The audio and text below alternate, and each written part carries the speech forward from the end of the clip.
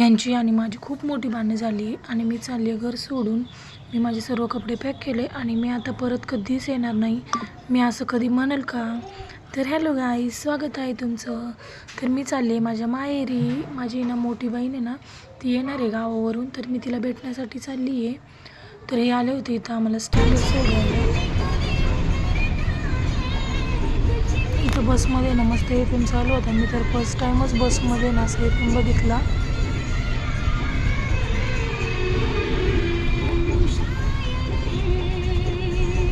आणि इथं माझा अवतार बघा कसा झाला आहे. 2-2 मुलं घेऊन बसने जाणं सोपं नाही आहे. मी फर्स्ट टाईमच चालू होते बसने. इथं शिवला आहे ना समोसे घ्यायचे होते, तर त्याला समोसे घेऊन दिले आणि फायनली आम्ही पोचलो आहे अहिल्यानगरला. आणि शिवचं चालू होतं काडी घेतल्या आणि त्याचं बाण बनवायचं चालू होतं. आणि स्वामिनीचे पण मम्मीने कपडे वगैरे चेंज करून दिले होते. ती मस्त खेळत होती इथं आणि म्हटलं मग थोडीशी साफसफाई करून घ्यावा. तर शिव खेळत होता बॅडमिंटन. आणि त्याचं असंच असतं, इथं आला का प्रत्येक सगळे जेवढे खेळणे ना घरामध्ये तेवढे सगळे काढून बसतो तो.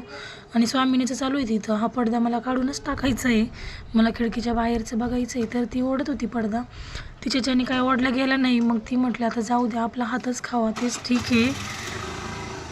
तर मग इथे ना थोडीशी भूक लागली होती, त्यामुळे मम्मीने बनवली होती मॅगी आणि मम्मी सोलत होती इथं डाळिंब. तर असा होता आजचा दिवस. Thanks for watching. भेटूया उद्याच्या ब्लॉगमध्ये. बाय.